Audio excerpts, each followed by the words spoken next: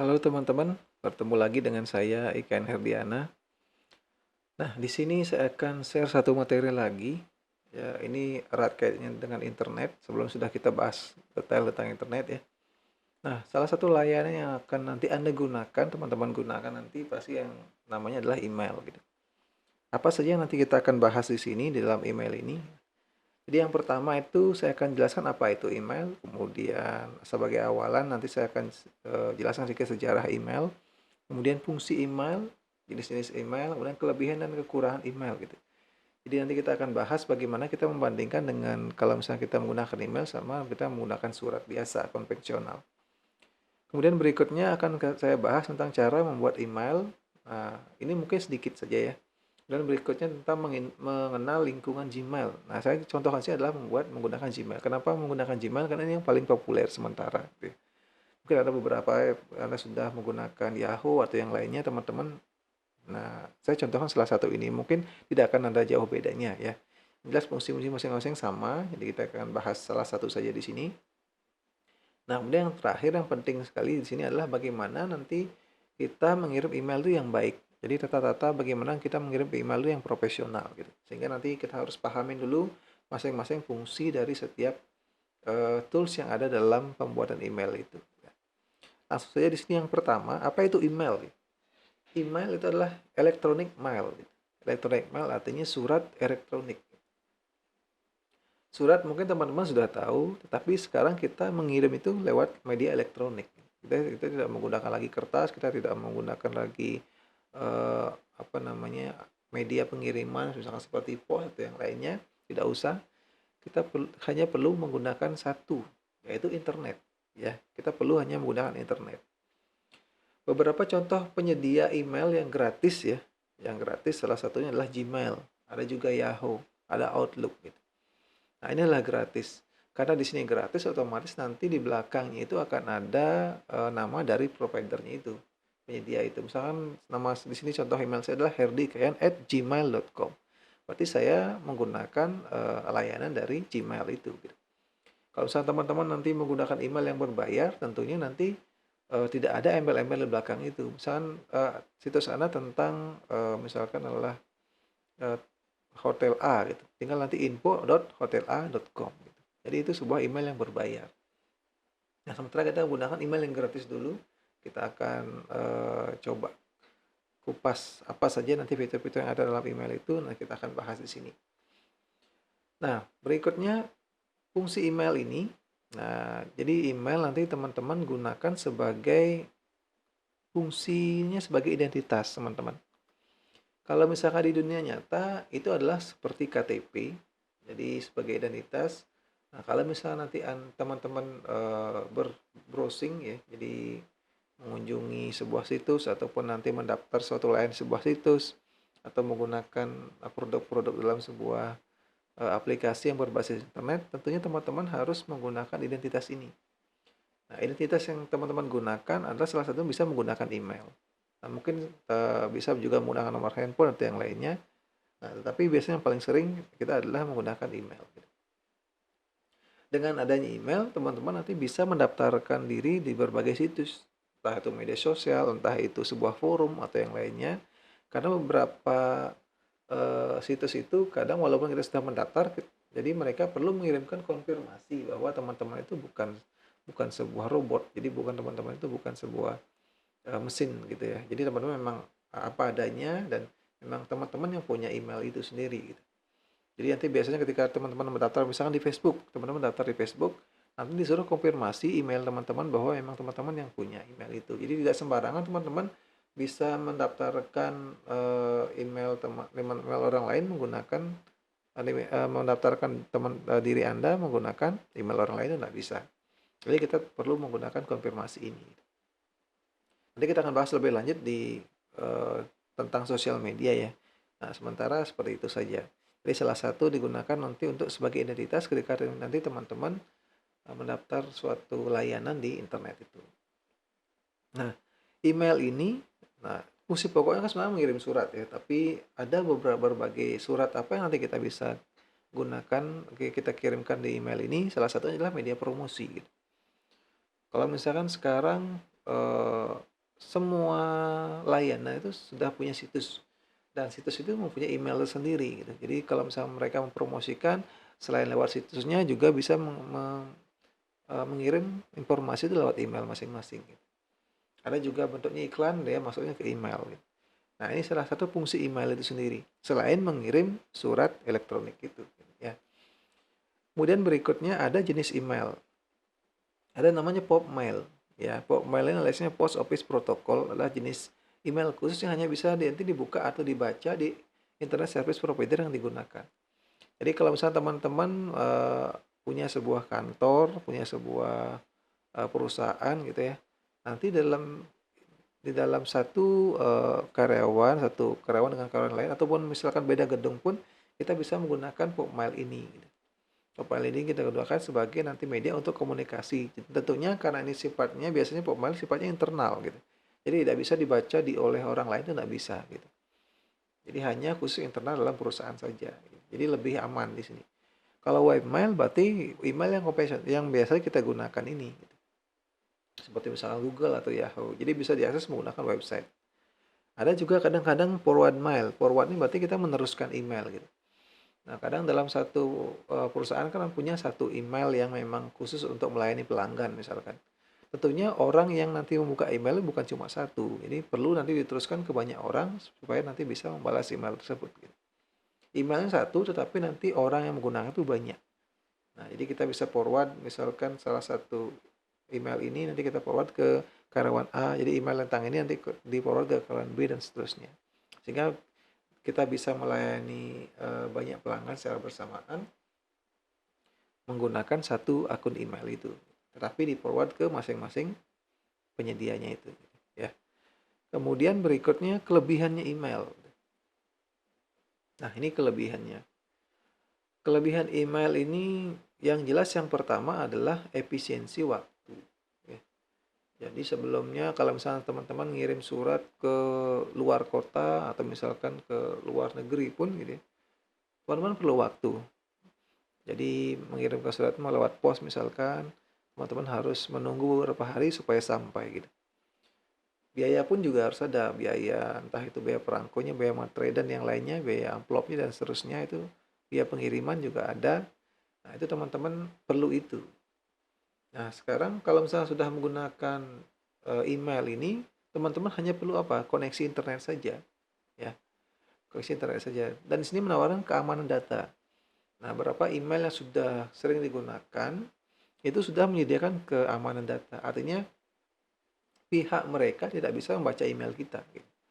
Dan email kita tidak akan mungkin rusak di tengah jalan, itu tidak mungkin. Atau dicuri tidak mungkin. Kalau misalnya Anda menggunakan konvensional mungkin saja kena hujan, basah, atau mungkin sudah dilihat oleh orang lain atau mungkin rusak, robek. Nah, itu mungkin saja nanti kalau misalnya teman-teman menggunakan surat biasa gitu.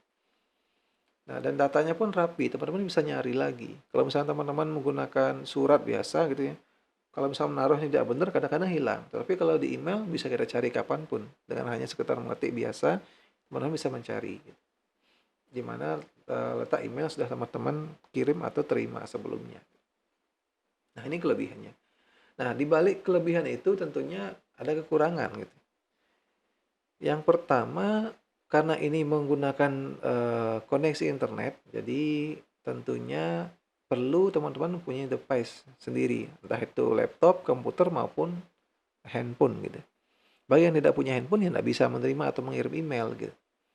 Nah, kalau misalkan teman-teman menggunakan surat, kan siapa saja boleh menggunakan surat asal nanti mengirimkannya di kantor pos gitu. Teman-teman bisa.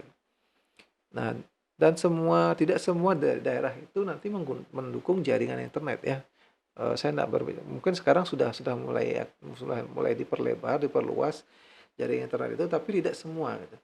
Kadang-kadang pada daerah tertentu yang sinyalnya tidak terlalu bagus ataupun tidak ada sinyal sama sekali gitu ya. Daerah-daerah terpencil seperti itu. Nah, itu salah satu nanti kekurangannya kalau misalnya teman-teman menggunakan email komunikasi. Nah, pengetahuan tentang email pun terbatas gitu ya. Kalau misalnya generasi yang sudah 90-an ke atas mungkin sudah semua menggunakan email gitu. Yang menggunakan HP pasti semua sudah punya email. Nah, ini kalau misalnya yang belum punya handphone, belum pernah membuka gadget sama sekali, ini tentunya tidak akan bisa kita komunikasi dengan menggunakan email ini, gitu. Nah, kadang walaupun mereka punya sebuah telepon, jadi tidak digunakan untuk email, hanya sekedar untuk telepon dan SMS saja, gitu. Nah, ini salah satu kekurangannya ya. Tapi ini akan otomatis nanti selambat laun akan hilang kekurangan ini. Karena nanti otomatis orang-orang sudah biasa menggunakan laptop, orang-orang sudah semua terkoneksi internet dan pengetahuan tentang email pun nanti sudah saya yakin sudah bisa, gitu. Kalau misalnya asalkan nanti bertahap, ini yang bertahap. Jadi untuk saya bandingkan dulu tahun yang sebelumnya dulu, saya misalkan pas SMP tidak pernah menggunakan email, tapi pas SMA baru menggunakan email atau pas kuliah. Nah, tentunya sekarang anak-anak sekarang yang SD pun sudah menggunakan email gitu. Nanti mungkin yang baru masih TK pun sudah terbiasa menggunakan email. Jadi ini zamannya akan terus berkembang.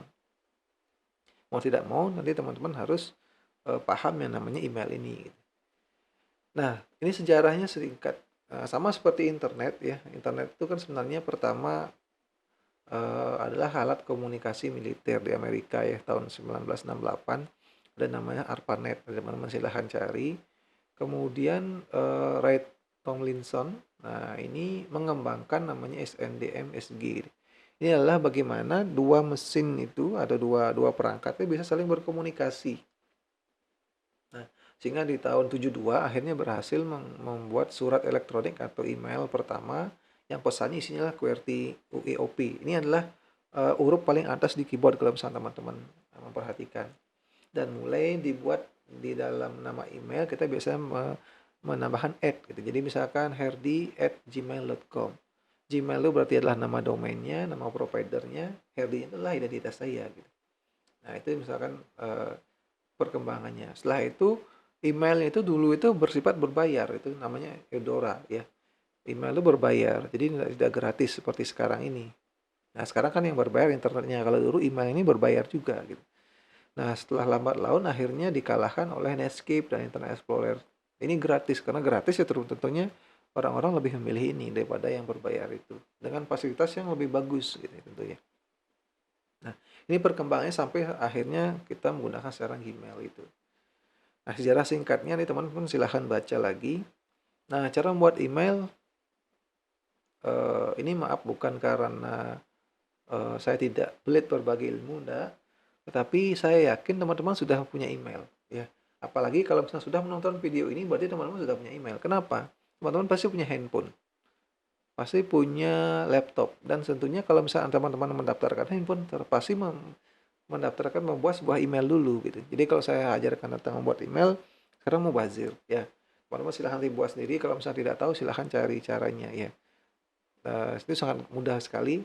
Ya, kalau misalnya masih teman-teman masih kesulitan, nanti saya akan buatkan videonya khusus membuat email. Entah itu di Gmail, entah itu di Yahoo, atau di yang lainnya. Yang jelas, teman-teman pasti bisa buat. Kalau misalnya teman-teman sudah melihat video ini, pasti sudah bisa buat email gitu ya. Nah, saya contohkan menggunakan Gmail ya. Ini sudah lama sebenarnya, tahun jadul ya. Tampilan Gmailnya seperti ini. Beberapa komponennya nanti yang mungkin saya tidak akan semua, tapi ini komponen yang penting ya. Yang paling pertama di sini adalah pencarian. Ya, ini sangat penting seperti yang tadi saya bilang. Kita bisa memilah-milah file itu dengan gampang gitu ya. Di sini kita bisa mencari, kita bisa yang baik itu yang sudah terkirim, yang kita terima, kita bisa cari di sini. Kemudian di sini ada tombol untuk membuat. Nah, tombol untuk membuat email kita kompos. Ini sebetulnya saya menggunakan bahasa Inggris. Kalau misalnya nanti teman-teman menggunakan email bahasa Indonesia, pasti akan munculnya tulis kalau tidak salah, atau buat baru. Nah, yang penting ini pojok kiri atas ini untuk nanti mengirim email. Di sini adalah email yang kita masuk. Nanti kalau teman-teman klik akan muncul emailnya. Biasanya di sini email, kalau Gmail itu fasilitasnya sudah ada dikategorikan. Yang mana masuk primary di sini, yang mana masuk sosial, mana masuk promosi, update, dan forum. Nah, di sini ada navigasi, entah itu di inbox, ada itu send. Biasanya ini sama seperti teman-teman kalau di SMS ya, mungkin sudah terbiasa. Inbox itu apa, start itu berarti yang ada bintangnya, ya yang berbintang, teman-teman bisa isikan bintang. Kalau important berarti yang biasanya dikirim langsung. Nah, biasanya kalau teman-teman menerima email ada beberapa jenis email ya. Ada yang memang dikirim langsung, jadi orang itu ngetik ke email teman-teman. Ada yang dikirim tuh lewat mesin gitu ya. Jadi misalkan seperti promosi atau misalkan teman-teman daftar misalkan di Facebook. Kadang pemberitahuan Facebook itu akan diarahkan ke email gitu. Nah, ini boleh nanti teman-teman nanti dia tidak akan important seperti ini gitu. Kalau antara Gmail dengan Gmail, teman-teman menggunakan Gmail mengirim ke Gmail orang lain pasti important jadinya. Ya, di sini. Jadi kita akan bahas detail di sini. Kemudian ada draft. Nah, ada sendmail berarti yang email yang sudah kita kirim. Dan berikutnya ada namanya draft. Ya, draft itu berarti yang belum sempat kita kirim. Ya, ini sama ya. Nah, berikutnya juga ada juga nanti namanya spam. Ya, spam itu adalah email yang biasanya bersifat mengganggu ya. Teman-teman bisa ada email yang sifatnya mengganggu. Jadi kalau misalkan ada sebuah promosi yang terlalu sering dikirimkan email yang sama berkali-kali, sehari bisa sampai 5 kali, itu kan masuknya ke spam nanti di bawahnya. Nah, email-email yang teman-teman nanti hapus, dia akan masuknya ke trash namanya. Ke tong sampah nanti ada di bawah sini ya. Nah, trash itu biasanya dia akan dihapus secara permanen. Kalau misalnya kita hanya hapus email itu, dia akan masuk ke trash, ke tong sampah, tapi dia akan bertahan selama 30 hari. Dan bisa dikembalikan sebelum 30 hari itu. Ya, sama seperti recycle bin lah. Kalau recycle bin di dalam Microsoft Windows kan itu selamanya selama tidak Anda bersihkan recycle bin-nya. Tapi kalau Gmail untuk mengurangi space biasanya di sini dia 30 hari masih tersimpan. Kalau lebih dari 30 hari akan terhapus termasuk file yang ada di dalam attachment-nya nanti. Nah, itu kira-kira tidak ada terlalu sederhana ya tampilannya. Sekarang kita akan bahas yang pertama di sini. Nah, ini tadi jadi yang pertama Compose membuat email. Jadi mengirim email. Ya. Jadi yang pertama menu Compose ini ada nanti beberapa bagian, ada to, ada CC, ada BCC. Nah, di sini ya. Ini judul ini sesuai dengan judul yang ada di sini. Jadi teman-teman bagian-bagian dari email ini terutama yang nanti teman-teman harus perhatikan ketika mengirim email. Pastikan yang pertama to ini yang diisi. Ini harus diisi ya. To ini harus diisi. Artinya kepada siapa kita akan mengirimkan sebuah email itu. Gitu. Sebuah email bisa nanti dikirimkan ke banyak orang. Sebuah email bisa dikirimkan ke banyak orang.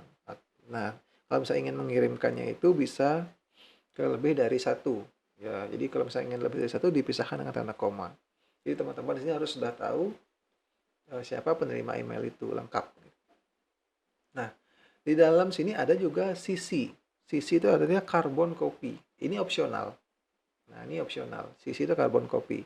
Carbon copy adalah tembusan seluruh tembusan email selain penerima utama. Di mana penerima utama dan CC ini bisa saling mengetahui kepada siapa emailnya ditujukan. Nanti saya akan jelaskan lebih lanjut. Ini juga sama, pisahan dengan tanda koma. Kemudian berikutnya ada blind carbon copy, BCC. Sama halnya dengan CC, jadi perbedaannya adalah to dan CC tidak bisa melihat email dari BCC ini. Masing-masing BCC tidak dapat melihat antar sesama BCC. Juga sama jika lebih dari satu bisa dengan tanda koma gitu ya. Nah, sekarang ini adalah to ini harus isi, teman-teman isi, CC BCC ini opsional. Ya, jadi kalau teman-teman mengirim nanti sebuah email, pastikan to-nya harus diisi. Kalau nggak diisi nggak bisa dikirim. Yang harus diisi yang kedua adalah judulnya atau subjeknya di sini, subjeknya. Judul email harus diisi, teman-teman. Ini harusnya bukan berarti kalau misalnya saya nggak isi dia tidak bisa dikirim, enggak. Kalau teman-teman tidak isi to-nya itu boleh tidak akan bisa dikirim. Sama sekali tidak bisa dikirim. Kalau teman-teman sekali lagi, kalau teman-teman tidak mengisi to, itu tidak akan bisa dikirim. Tetapi kalau tidak mengisi subjek, teman-teman masih bisa ngirim, tetapi kurang bagus. Nah, misalkan teman-teman akan mengirim sebuah surat lamaran. Nah, teman-teman harus isikan subjeknya, surat lamaran. Setidaknya harus isi. Kenapa harus isi? Karena supaya di sini nanti akan kelihatan, teman-teman. Nah, ini adalah subjeknya. Jadi kalau misalnya ini no subject, nah seperti ini kan kurang bagus ya. Ini tentang apa emailnya gitu. Jadi orang tuh juga malas bukanya. Ya. Jadi di sini silahkan isikan judul email teman-teman di subjek ini. Biasanya judul email sesuai dengan fungsi dari email itu. Saya mengirim sebuah promosi tentang produk. Nah, silahkan di sini nama produknya diisi judulnya. Nah, baru body emailnya ini. Nah, kemudian berikutnya teman-teman, perbedaan tuh sisi dengan bisnis itu seperti ini. Misalkan saya ada sebuah kampus misalkan ya, sebuah kampus akan mengirimkan progress report atau nilai dan bagaimana sih progres dari anak-anak itu selama masa kuliah atau masa belajarnya itu ke orang tua.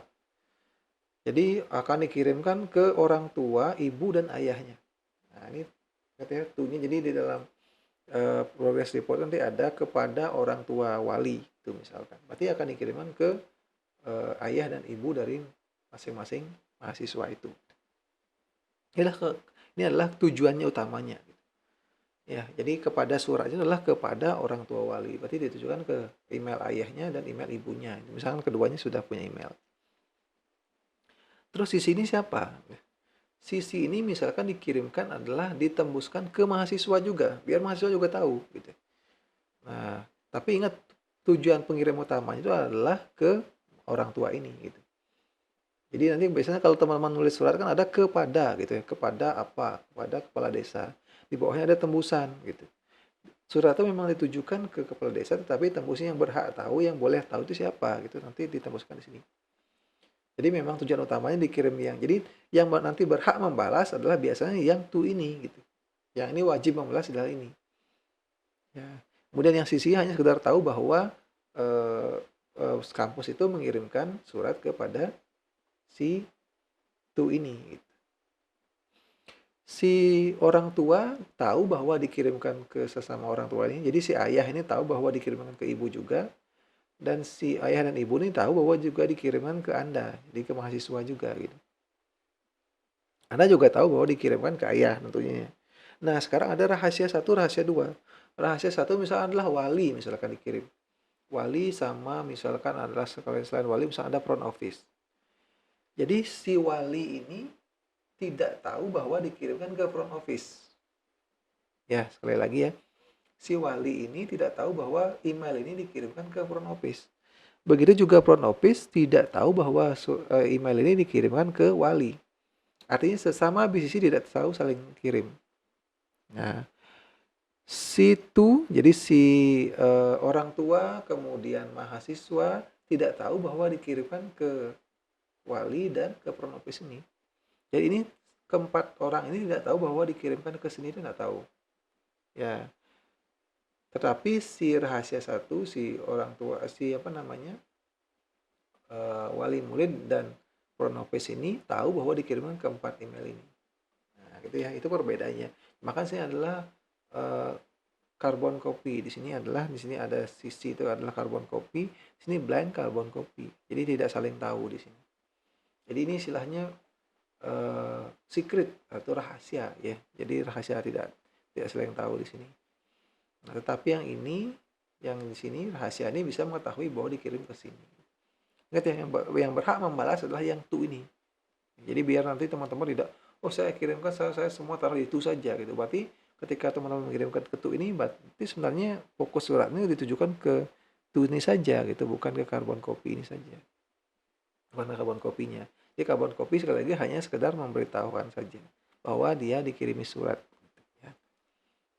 Tidak harus interaksinya ke sana. Nah, itu kira-kira perbedaan ketiganya, biar teman-teman jelas.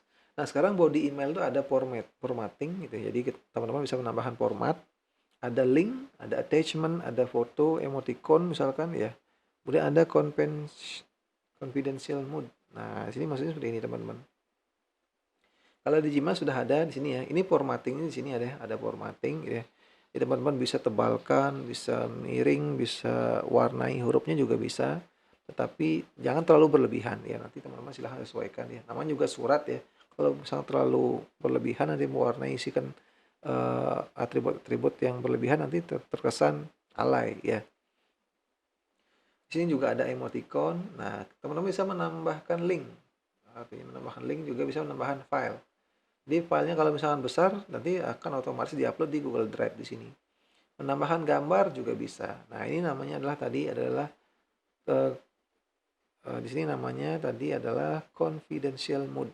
Apa itu confidential mode?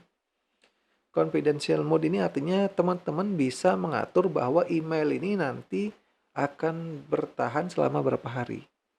ya akan bertahan sama beberapa hari. Atau misalkan ketika hari tertentu dia tidak akan dibalas gitu. Atau boleh dibalas atau tidak, nanti kita teman-teman bisa atur di sini gitu. Di confidential mode ini. Jadi kalau misalnya teman-teman ingin bahwa email ini hanya bisa dibalas dalam 1 hari saja, setelah dari itu akan email itu akan terhapus dan tidak bisa dibalas lagi. Jadi boleh teman-teman menggunakan fitur ini. Gitu. Nah, fiturnya akan hanya bisa di sama Gmail saja. Gitu. Nah, ini salah satunya.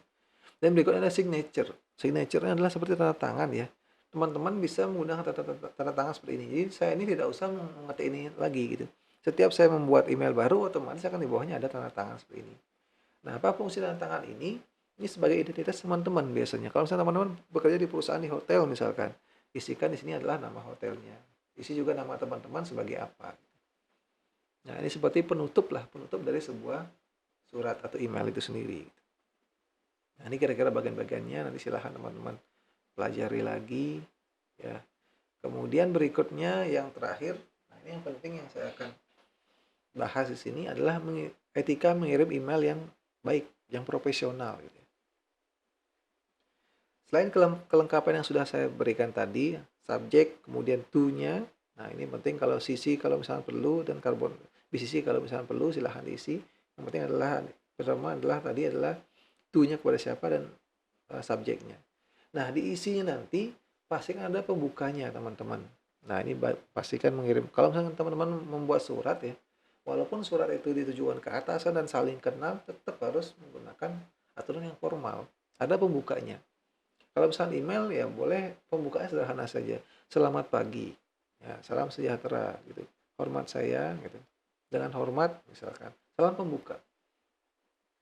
Misalkan teman-teman ingin mengirim sebuah file pun misalkan ya seperti ini. Ada pembuka, isi dan penutup.